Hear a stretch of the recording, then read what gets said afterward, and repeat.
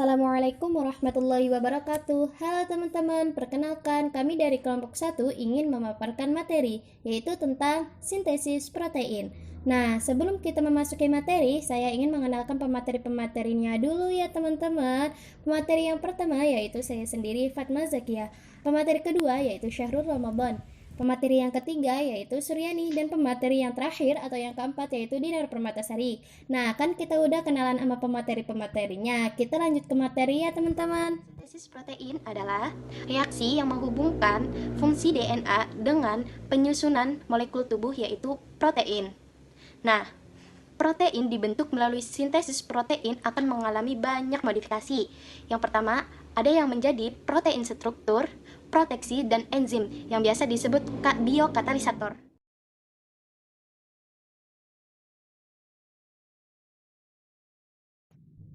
Penyalinan kode genetik pada DNA menghasilkan RNA duta. Proses ini melibatkan enzim RNA polimerase. Transkripsi terjadi melalui 3 tahapan, yaitu inisiasi, elongasi, dan terminasi. Transkripsi diawali oleh tahap inisiasi, yaitu ketika RNA polimerase menempel pada promotor gen RNA polimerase.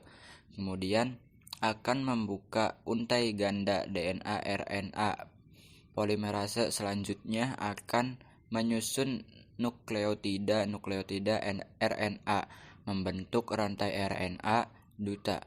Penyusunan nukleotida RNA terjadi sebagai berikut. Salah satu utas DNA pada sebuah gen akan berperan sebagai cetakan untuk menyusun nukleotida RNA. Ini disebut percetakan atau template.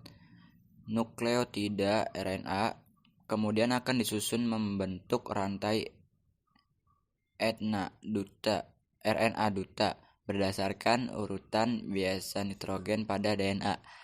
Pencetak yang dihasilkan nantinya memiliki urutan biasa nitrogen yang merupakan komplement dari urutan biasa nitrogen pada DNA pencetak. Misalkan apabila pada DNA percetak terdapat basa nitrogen timin, maka program 3R yang tercetak adalah basa nitrogen adenin. Basa nitrogen guanin akan mencetak sitosin, adenin akan mencetak urasil, demikian selanjutnya. Proses penyusunan nukleotida mRNA di sepanjang utas DNA pencetak disebut elongasi. Ketika RNA polimerase mencapai bagian terminator dari gen, maka selesailah proses transkripsi RNA duta. DNA RNA duta dan RNA polimerase akan memisahkan diri. RNA duta yang dihasilkan dari proses ini akan keluar dari nukleus menuju ke sitoplasma untuk mengalami proses translasi.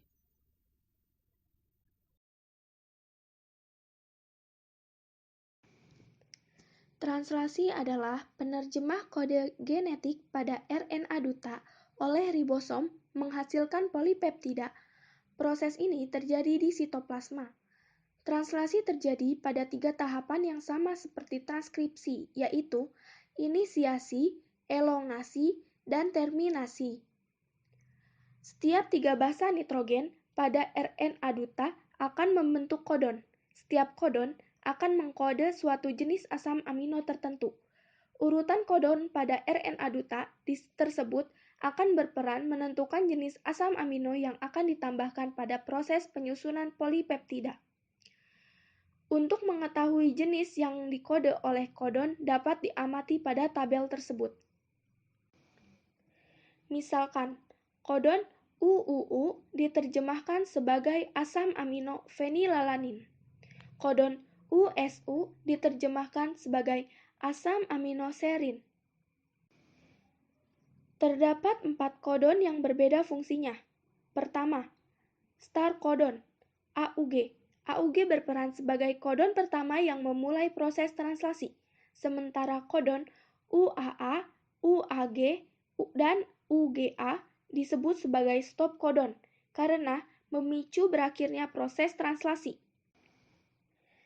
Translasi diawali dengan ribosom unit kecil berikatan pada RNA duta di bagian start codon. Setiap asam amino dibawa menuju ribosom oleh RNA transfer yang bersifat spesifik. Setiap RNA transfer memiliki urutan 3 basa nitrogen yang bersifat komplement dengan kodon yang mengkode asam amino yang dibawa.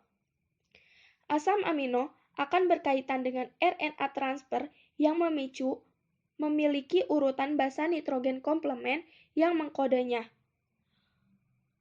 Urutan RNA transfer pada basa nitrogen disebut antikodon.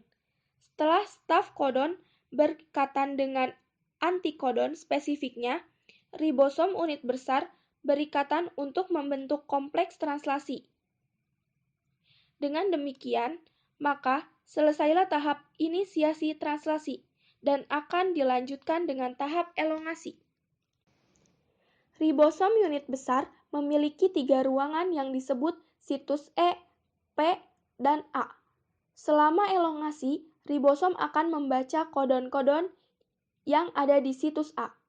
Asam amino yang dikode oleh kodon pada situs A akan dibawa oleh RNA transfer yang memiliki antikodon yang sesuai.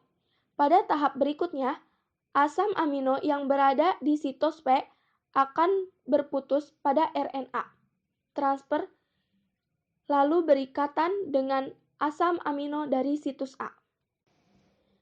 Ketika ribosom bergeser, RNA transfer yang tidak membawa asam amino berpindah ke situs E, kemudian akan keluar dari kompleks translasi. RNA transfer akan mengikat asam amino berpindah dari situs A ke situs P, sehingga situs A menjadi kosong. Karena situs A kosong, maka RNA berikutnya membawa asam amino sampai dengan kodon pada situs A. Maka, asam amino situs P akan berikatan dengan asam amino situs A. Kemudian, ribosom bergeser sampai terbentuk rantai asam amino. Tahap terminasi translasi terjadi pada Tahap terminasi translasi terjadi apabila ribosom sampai pada stop codon. Faktor pelepas akan berkaitan pada stop codon situs A memicu polipeptida di situs P terlepas dan kompleks translasi terurai.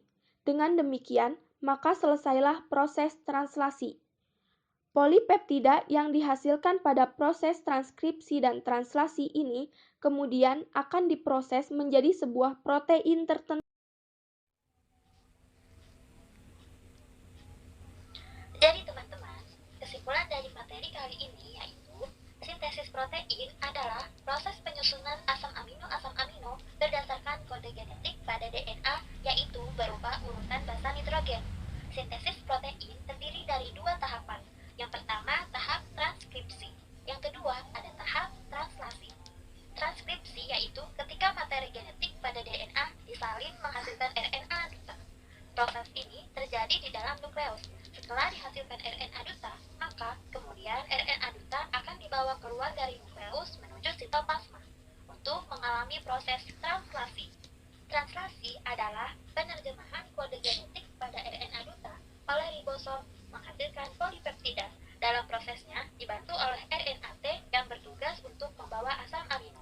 Sekian penjelasan kesimpulan dari kelompok kami.